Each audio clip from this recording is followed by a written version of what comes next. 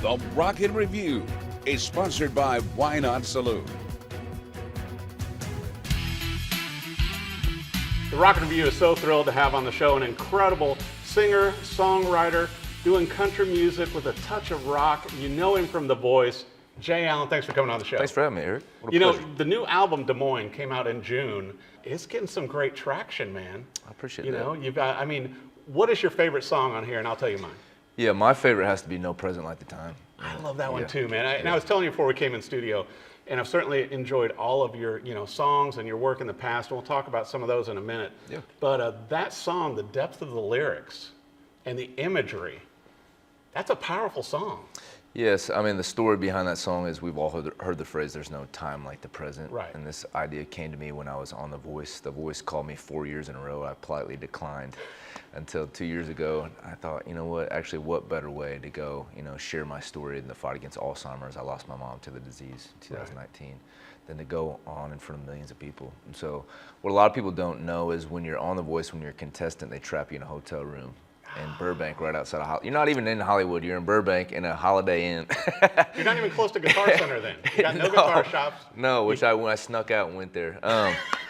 But for the filming process, which for me was like 2.5 months, you're not allowed to leave the hotel for more than 10 minutes per day chaperoned. Oh my gosh. Yeah, and so it was a lot of alone time. I'm a grown man, and I was going through planning a marriage at the time, a wedding. Right.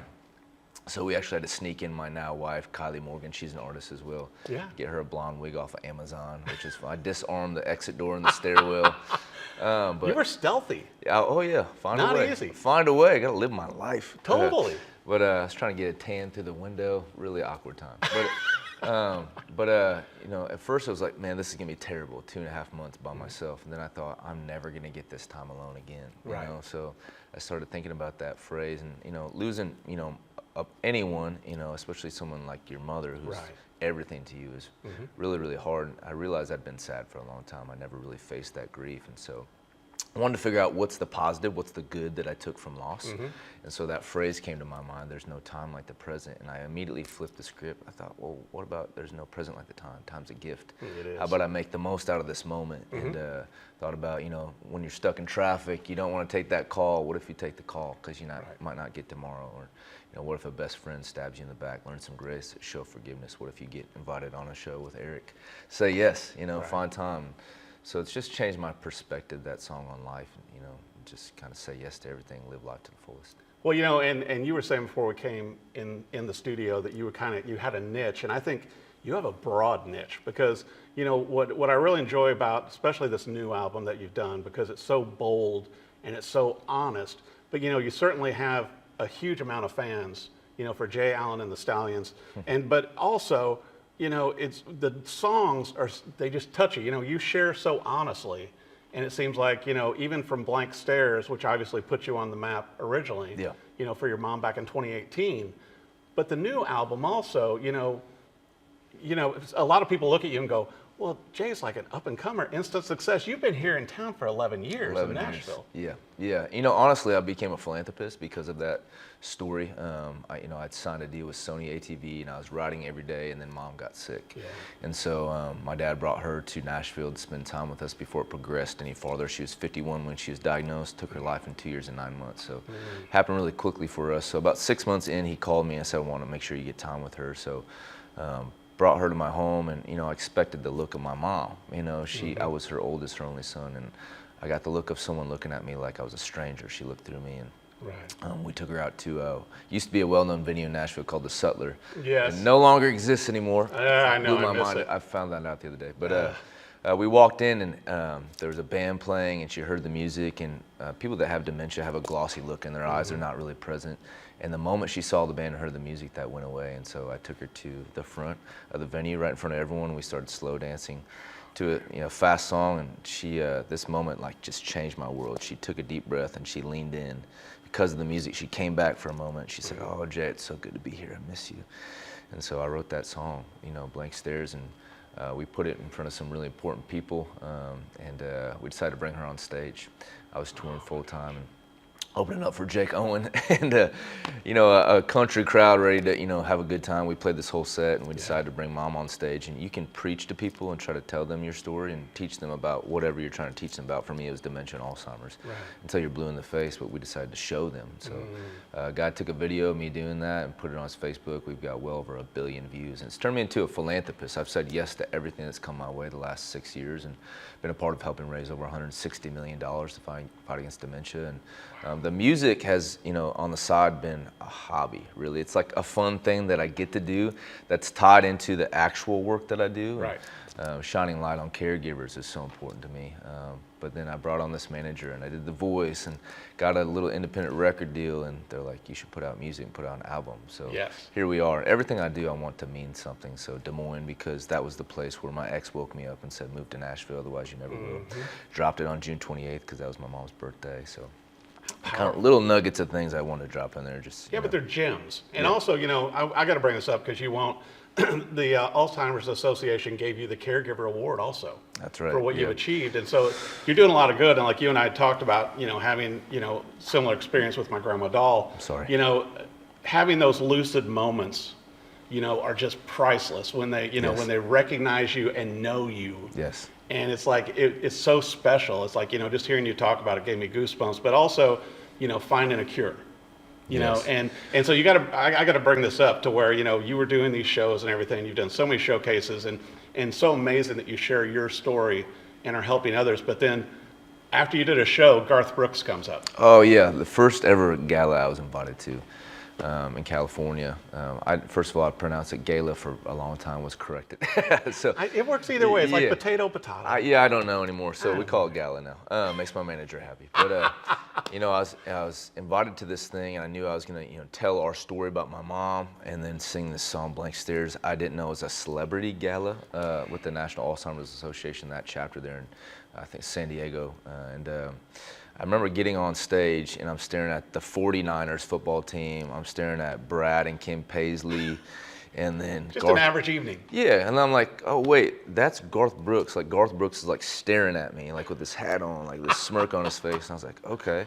So I just did what I was brought there to do, and be a human guy and tell our story. And this was a very impactful moment for me. It didn't matter, at the end of it, it didn't matter if you were Garth Brooks or Jay Allen. It didn't matter if you were famous or not. It didn't matter if you were rich or not. Who you were, it didn't matter. We all had this common ground that we had lost someone to this disease, the 6th leading cause of death in America, or we were going through it in the moment. Everyone just stood and held each other and cried happy tears, and it was very human, Yeah. That's when I knew this is a powerful thing for me, and this is something I'm going to do probably for the rest of my life. And that night they raised millions of bucks to fight against Alzheimer's, and just said yes over and over and over and over again for the last 6 years. And Garth comes up on stage and hugs you. Yeah. That happens to everybody. He came up on stage and he just goes, tell your mama Garth Brooks is praying for her and thinking of her, and pretty cool, just I saw, for me, that's when I'd already, decided to go on this path of country music, just because I was a music director for so long. Right, at church. Yeah, but it was like inside of a building, country music is you get to be on stage with a beer and you 1 minute cussing and having a good time, and the next minute you can talk about your faith in God and real authentic things, and I think Garth really showed that to me, and that's the moment I'm like, this is my genre, this is where I belong. Well, and I got to bring this up too, to where not only, you brought up, Jake Owen's tour and everything else, you've had some great tours, but this past year, the Night of Hope tour, headlining yourself, and I know also you've got another great tour kicking off this fall, which is going to be the acoustic. That's all we do is tour. I love it. But writing songs and getting to showcase these great songs, and you've got such a huge fan base now, Jay. Yeah, it's stemmed from, everyone's been affected by this, whether, you've, lost someone, you're losing someone now, you're a caregiver, you'll probably become a caregiver in the future, or you just know someone, it stemmed from that fan base, and now I think it's growing, and the younger people are getting involved now too. And with my wife, Kylie Morgan, now they're starting to, she's, all of her fans are little girly, so they're starting to figure it out and find me as well through her, and then doing the voice help, and now it's evolved into this thing that keeps growing. And so really proud of it. So all the good things that have ever happened to me have been on the road and touring. So we did this tour from February to June called Night of Hope Tour. Right. And it's called Night of Hope because it stemmed from this lady that started a foundation called thenightofhope.com. And she was diagnosed with Alzheimer's when she was like 48 or 49 or something like that. And she found a way to reverse it, which is a story not a lot of people get to hear. Right. You know, we're trying to raise funds for a cure or treatments, and she's trying to tell people you can actually change your lifestyle right now to make sure that you can stop it, halt it, reverse it, and make sure that you don't get it in the future. And it's a message that she wants to share. Wow. And so we linked up with her, and we shared her message all around the country. How the Night of Hope amazing. Tour, so. Just, I mean, it's just everything you're accomplishing with your music and everything. And certainly we were talking about the songs also, Jay, to where, you know, you wrote and co-wrote a lot of these, but also, you know, being here in Nashville for 11 years and being such a strong part of the songwriting community, even where you recorded the album, you picked up a few songs that you said, okay, these mean something to me to put on the album. Yeah, you know, I'm not prideful anymore. I try to push that down. You know, I think a lot of artists are like, I need to put my fingerprint on my art, which I understand. For me, I came up, you know, on Music Row, and I first moved here, I was writing twice a day, every day, even on the weekends, you know, because I wasn't touring then, and all my, you know, best friends are songwriters, and it's what they do for a living. And it's becoming harder and harder to have that career path. So I decided to listen to outside songs because of one guy. His name's Ben Stennis. When I did The Voice, I found out that I was gonna perform Till You Can't. Right. I picked a list of songs, and then The Voice picked a list of songs, and we agreed on that. I love the message. And then my buddy Ben Stennis wrote the song, and so I just, you know, I really connected to that song for the first time. A song that wasn't mine, that didn't come from me, I connected to it in a way where I felt like it was mine. Right. So I reached out to him after the show when I did the deal, and I was like, man, I'd love to hear more of your stuff, and just kind of trickled into other songwriters sending me stuff. So yeah.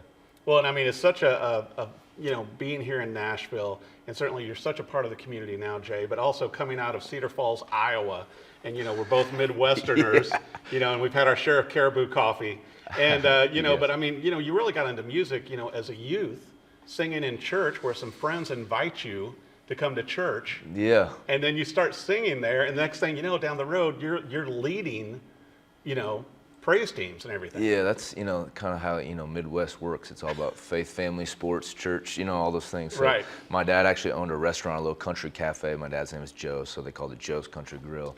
And they would take me in the morning, 4 in the morning, we had to go to this restaurant and to open it up. And all the older guys would come in, get their coffee. And this one couple came in one morning, and they immediately invited my parents to church. And my parents kind of had a rough upbringing and politely declined, and they ended up inviting me. And so I started going to church with them every Sunday at like 4 or 5, and I think I was like 7 or 8 when I was singing along to one of the hymns, and Ron, big old farmer, wrestler dude, he looks down at me, and like, I'm singing in this, like, I'm 8 years old, so I have a high voice, so I'm singing all the like female parts, like the soprano parts in the hymns. And he like looked down and he goes, oh, you can sing. I'm gonna put you up in front of everyone next Sunday, and you're gonna start doing this. And so I don't know, they probably just appeased me, but everyone stood up after I sang and applauded. And that was the moment where I was like, maybe I can do this. Right. You know? So it just escalated from there, and started, you know, leading worship in the church, and ended up being an intern at a church in Cedar Falls, Orchard Hill Church, that spiraled into me helping start a bunch of ministries, a college ministry called Brothers and Sisters in Christ Basic, and now it's still going, it's evolved. I helped start a church plant at a 99-cent movie theater in Grundy Center, Iowa. Now they have a church building. They're an official church, so I actually got to drive by that last year when we were on tour and see them, what it's evolved into. So yeah, that's really what built me, you know, my faith and, you know, my work ethic, and then gave me confidence to be on stage. And then, you know, I think when you're on stage and you have something to say, you're on a microphone, you should, you know, people are looking to you. They are. You know, so you should practice what you preach, you know. Being a man character is important, but especially when you're on a microphone, I think is even more. This is going to make a great documentary, I got to tell you. And I would watch it. I would watch your documentary. Oh, I mean, what a great story. and through the highs and the lows and everything that you've gone through, but also to come out and shine a light, you know, for others. And especially, you know, on an acoustic tour like you're doing this fall, it seems like you'd need a decent guitar to take out, maybe like a Breedlove. Oh man, I would love a Breedlove. Get that sponsored, baby. Yeah, because also, you know, it's like, you know, Breedlove's work on the Opry stage also, I've heard. Oh, you know, you can plug them in. I would you love got to the play inners. at the Opry too. Yeah. I like this. I mean, I'm just saying, it seems like as the progression, Yeah, you know, I really, you know, I want to partner with, you know, people that, you know, just, you know, I love good people, you know, good-hearted people, you know, and if it's a brand, I want the, you know, people that represent that brand to be good-hearted people. So if it's Breedlove and the Opry, so be it. You know, I watched my wife do her Opry debut, and just, I fell in love with the experience, and everyone that's working behind the scenes, just, I mean, they love what they do, and they're so passionate. So. Just as you are. For me, it's like I don't want to go do the Opry debut just to debut me. So there's different months in the year that honor and kind of, you know, give a push towards the fight against dementia and Alzheimer's. November is one of them. Right. It's Alzheimer's Awareness Month. So kind of, you know, an idea that I had was let's paint the Opry purple. That's the color that represents the National Alzheimer's Association. So let's raise awareness for Alzheimer's in November for Alzheimer's Awareness Month. I can come up and I can share my story, have other artists involved that, you know, have experienced this disease, and make it a whole night about that. I think we need to make it happen. Well, I want to bring up also that Des Moines, you know, the great album out by Jay Allen, you know, came out in June. You know, you can listen to it on streaming sources, which I obviously have listened to all the songs, but also limited edition vinyl coming out this fall. Oh yeah, we're going on a tour this fall with our friends at Round Pond Estates out of Napa, and so we're going to do a short run of vinyl special edition. So nice. Yeah, vinyls are cool. I mean, my dad has like the coolest vinyl collection ever. My wife is so young, I don't think she even knows what vinyls are. That's what makes them cool, though. Yeah, you got to break them into them, though, just like my 18-year-old daughter. But I want to make sure for our viewers and everything, for your website, social media, for everything Jay Allen, to get a limited edition, you know, vinyl, you know, to see you guys on tour. Yeah. Where do viewers need to go, Jay? Yeah, all of our tour dates, everything you need to know about me is online at jayallenofficial.com. So, and then everything is Jay Allen Music for socials. So, yeah. I'll tell you what, it's a great album. Des Moines is out now, but I would say try and get one of the vinyls, but also go see Jay Allen tour live and watch for when he's going to make his Opry debut, because I get the feeling it's going to be coming up soon. He may have a few new guitars with him. I may have to come and tune the guitars, polish them a little bit. Let's go and play one on stage. So, yeah, I'll be in the background. You're the star. I don't know about that. You're a real guitarist. You know, but I'll tell you what, man, I love the album. Jay Allen, thank you so much for coming on the show, and thanks for all you do working for a cure. What a pleasure. Good man. Thank you, brother.